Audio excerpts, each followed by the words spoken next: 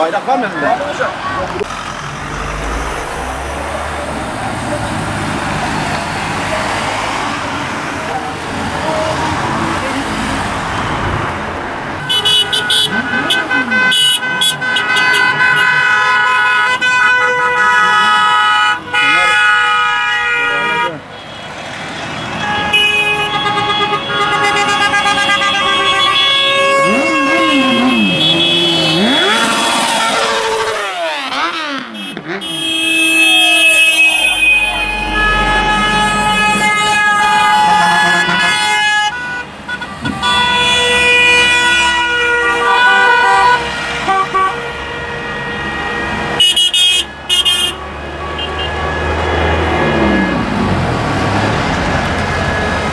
Çok buralı değil ha.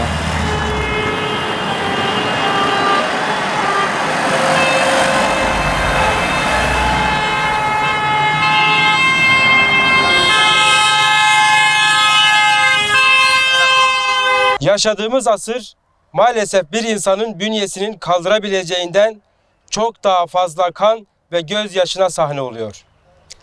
Filistin, Suriye, Afganistan, Irak ve daha fazla birçok coğrafyada sivillere uygulanan zulüm politikaları tüm dünyanın gözleri önünde yaşandı ve yaşanmaya devam ediyor. Haftalardır soykırıma varan saldırıların yaşandığı Gazze, bu zulüm politikalarının geldiği son noktadır. Apartheid rejimi, İsrail, tüm dünyanın gözlerinin içine baka baka 2,5 milyona yakın insanın yaşadığı Gazze'deki sivilleri kadın, çocuk ve yaşlı demeden katletmekte, hayatta kalanlara ise yaşam hakkı tanımamaktadır. Hastaneler, mülteci kampları, okullar, fırınlar, aşevleri ve aklınıza gelebilecek daha birçok yer saldırıya uğramış.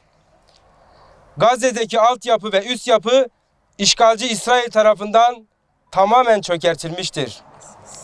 Refah sınır kapısından kısıtlı geçen yardımlar Gazze'nin ihtiyacının ancak %3'ünü dahi karşılayamamaktadır. İsrail tarafından elektrik, su ve iletişimin kesildiği Gazze'de hastanelerdeki yaralıların tedavileri ilkel yöntemlerle zor şartlar altında yapılmaya çalışılmaktadır. Ayrıca bu hastaneler çok sayıda kadın ve çocuğun sığındığı adeta birer mülteci kampına dönüşmüştür. Buna rağmen hastaneler dahi bombalanmaktadır. 7 Ekim tarihinde İsrail'in Gazze'ye başlatmış olduğu saldırılar üzerinden 29 gün geçti. Bu süreçte Gazze'ye 18.000 ton bomba atıldı. Bu oran 2. Dünya Savaşı'nda Hiroşima'ya atılan bombanın 1,5 katı büyüklüğündedir. Bu saldırılarda 10.000'e yakın sivil hayatını kaybederken 25.000'e yakın sivil ise yaralandı. 1,5 milyon kişi yerinden edildi. Çok sayıda sağlık görevlisi, arama kurtarma gönüllüsü ve basın mensubunun da hayatını kaybettiği saldırılar durmuyor.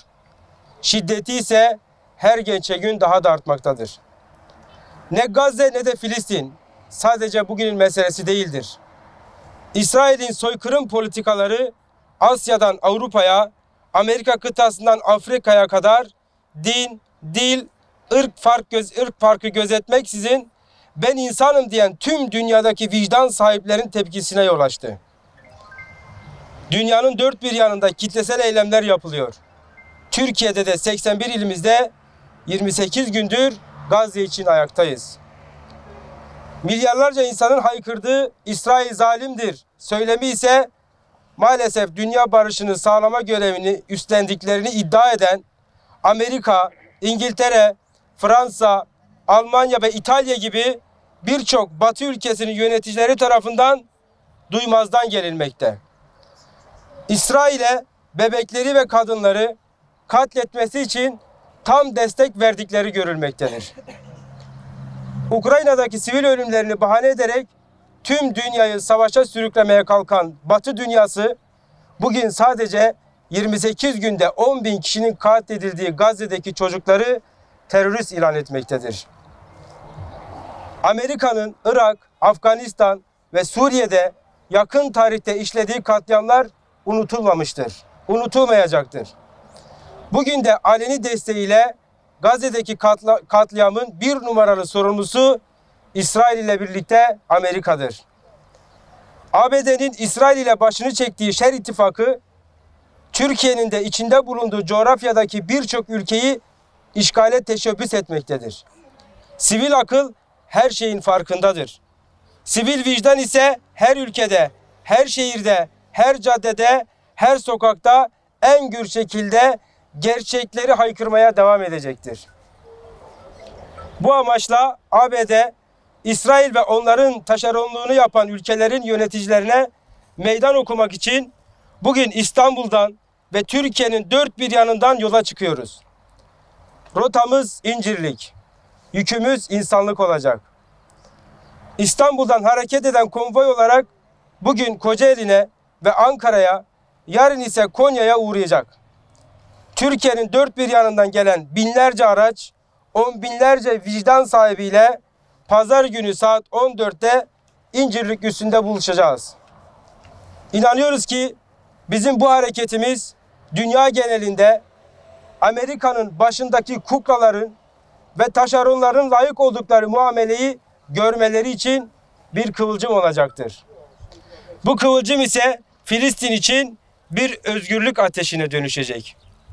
Yumruklarımız sıkı, sesimiz gür, inancımız tam, amacımız net, söylemimiz tek. Filistin özgür olana kadar mazlumların yanında olmaya ve sesimizi duyurmaya devam edeceğiz. Tekbir! Allahu Ekber! Tekbir! Allahu Ekber! Tekbir! Allahu Ekber!